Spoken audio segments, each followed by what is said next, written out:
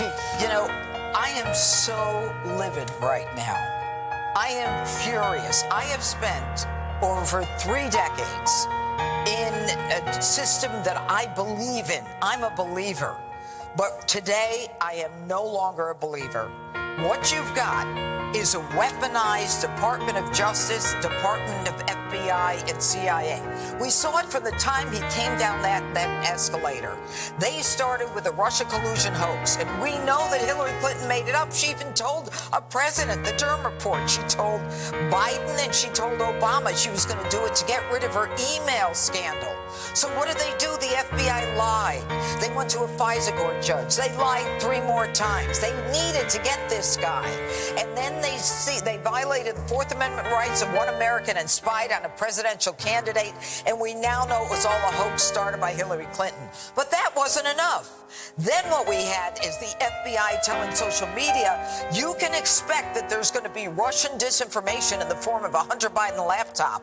And that's when they interfered with the presidential election for the second time. And 51 CIA intelligence agents. So we've got the DOJ, the FBI, the CIA say, oh, this is Russian disinformation, when we know damn well it wasn't Russian disinformation.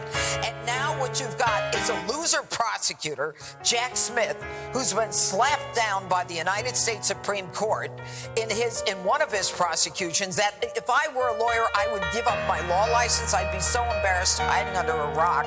He's the one who prosecuted John Edwards. He's got a political agenda, and this is all over a Presidential Records Act, which is a civil suit, a civil issue.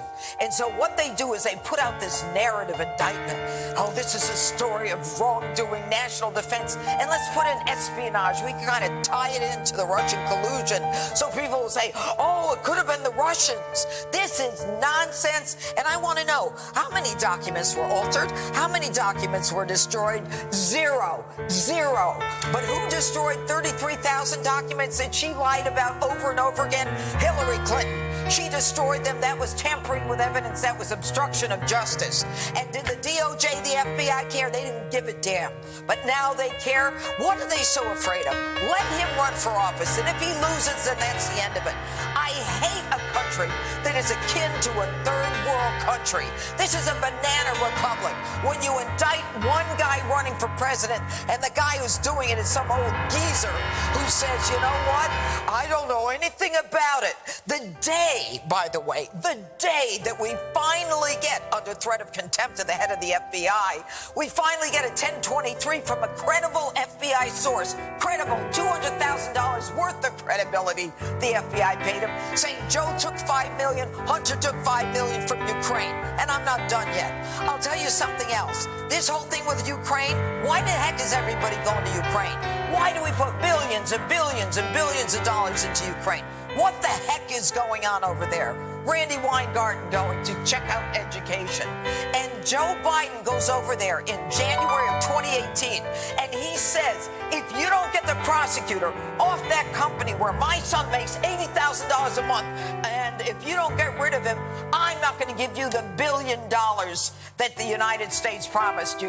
Well, Joe, that's called pay to play. It's an organized criminal enterprise that we have as a president and his family. They should be ashamed, and every American should be ashamed of what happened today. Well said. Fairness. Now, do I think that President Trump is always right? Do I think he's always unfairly accused? Absolutely not.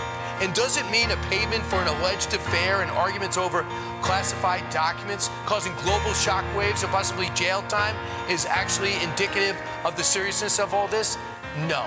Especially because we're watching a president skate on his family's international entanglements, which could compromise him in office, and classified document haul, which, when it's all said and done, could outstrip anything Donald Trump has. Hey, DOJ, FBI, Democratic Attack Squad, if you want to destroy Trump, pick up your head, look around. You fired up his crowd, and if you wanted to help the rest of the GOP field beat him, watch the news. Almost all have offered degrees of support to the man they want to defeat. So here now, with where we stand as a nation and where the president stands right now legally, is Judge Jeanine Pirro. You watch her on the 5, you watch her all over the channel, and when things get serious, we call her up because I paid a retainer in early 1971, and therefore she's always on call. Judge, we're getting hit fast and furious about an indictment that is not a total surprise. What stands out to you on the 49 pages? Well, what stands out to me is that this is apparently what's called a narrative indictment. And it appears that they're writing a story. And I think that the concept is to make sure that the public can't say you're not being transparent with us. They're writing it like a book. They're writing it, this witness said this witness said pictures. that. I mean, this is crazy. What they're trying to say is, we've got witnesses, we've got evidence. But you know what? Everything is about context. Everything is about, was anything tape recorded? Is anything, subject to a bug? I mean, is anything transcribed? Or is this just a statement a witness made who probably has to stick with it when that person goes to trial? Or are they thinking about something else? But what stands out about this is the fact that this is a lot of effort to go after a former president, a candidate for president, by a president who's saying, no, it has nothing to do with me. It's a special counsel. Stop trying to fool the American people. This is an indictment brought against a candidate running for president by another candidate who's running for president. Joe Biden, Hillary Clinton, all of them should be indicted if this is going to be the standard. And they're going to say, look, it's not just possession of classified. He tried to obstruct us. Excuse me. Joe Biden had records at the Penn Biden Center, supported by the Chinese, as well as at his beach house, in his garage, and in Delaware. And now they're saying Trump moved into Bedminster. Whether he did or didn't, I can't say. I don't know the facts. But what I do know is, looking at this right now, America is saying, whoa, whoa. Why can't they fight this at the ballot box?